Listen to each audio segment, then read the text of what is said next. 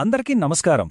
తెలుగు వ్యాకరణం అనగానే చాలామందికి కొంచెం కన్ఫ్యూజన్ వచ్చే రెండు అంశాలు సంధులు, సమాసాలు. వినడానికి రెండూ ఒకేలా అనిపిస్తాయి, ఎందుకంటే రెండూ పదాల్ని కలుపుతాయి గదా. కాని వాటి మధ్య చాలా పెద్ద తేడా ఉంది. సో ఈరోజు మనం ఆ తేడాలేంటో చాలా సింపుల్గా, క్లియర్గా తెలుసుకుందాం. అవును, చూడటానికి రెండూ ఒకేలా ఉన్నాయా అని అనిపిస్తోంది. ఎందుకంటే రెండింటి పని పదాలను కలపడమే. అక్కడే మనకు కన్ఫ్యూజన్ మొదలవుతుంది. కాని అసలు విషయమేంటంటే, ఒకటి భాషను స్మూత్గా, ఫ్లోగా మాట్లాడటానికి సహాయపడితే, ఇంకొకటి ఏకంగా కొత్త కొత్త అర్థాల్ని సృష్టిస్తుంది. అయితే అసలు ప్రశ్న ఏంటంటే, సంధులకి, సమాసాలకి మధ్య తేడా ఏంటి?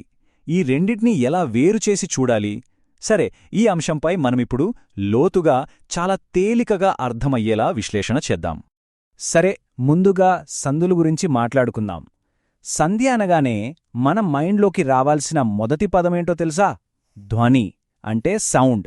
ఎందుకంటే ఈ సంధుల కాన్సెప్ట్ మొత్తం సౌండ్ చుట్టూనే తిరుగుతుందన్నమాట.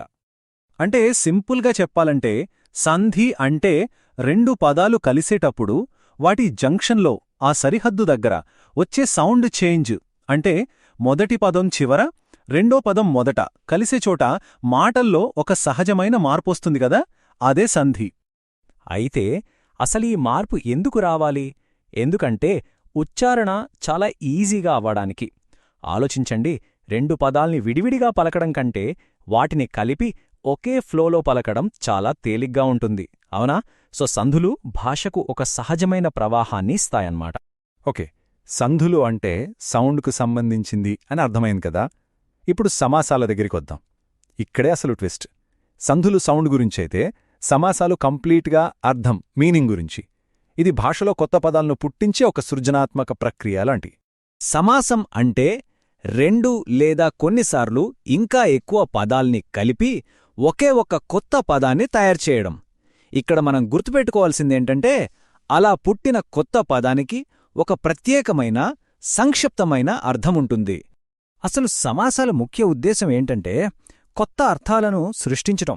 ఉదాహరణకు చూడండి, రాజు యొక్క కుమారుడు అని పెద్దగా చెప్పే బదులు సింపుల్గా రాజకుమారుడు అంటాం.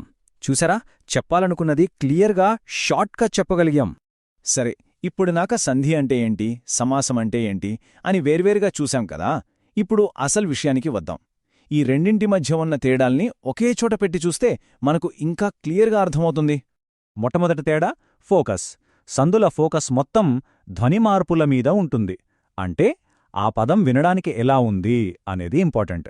అదే సమాసాల విషయానికొస్తే వాటి ఫోకస్ అంతా అర్థం, ఇంకా పద నిర్మాణం మీద ఉంటుంది. అంటే ఆ పదం ఏం మీనింగ్ ఇస్తోంది అనేది ముఖ్యం.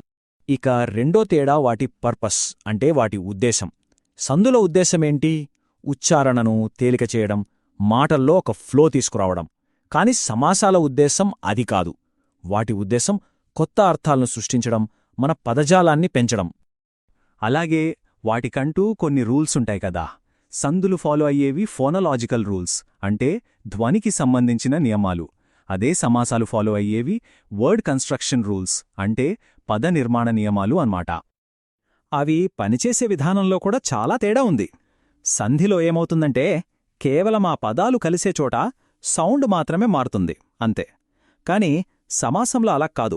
ఏకంగా పదాలే ఒకదానితో ఒకటి కలిసిపోయి ఒక సరికొత్త పదం ఫామ్ అవుతుంది.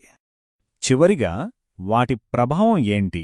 సంధులు భాషకి ఒక ఫొనెటిక్ బ్యూటీని, అంటే వినడానికి అందంగా ఉండే శబ్ద సౌందర్యాన్ని ఇస్తాయి.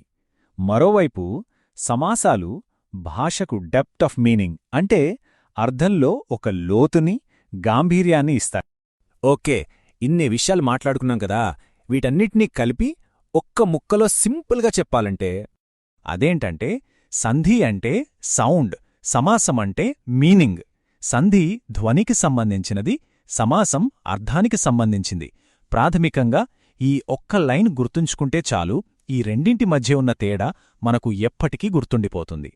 సో ఇకపై మనం తెలుగు చదివేటప్పుడుగాని, మాట్లాడేటప్పుడుగాని ఈ పదాల వెనక ఉన్న అందమైన శాస్త్రాన్ని గమనించవచ్చు. ఒకటి మాటల ప్రవాహం కోసం, ఇంకొకటి భావం యొక్క లోతు కోసం. భాష అంటే కేవలం పదాలు కాదు కదా, అదొక అద్భుతమైన నిర్మాణం. మరి ఈ నిర్మాణంలో ఉన్న ఈ అందాన్ని ఇప్పుడు మనం మరింత బాగా గుర్తించగలం కదూ.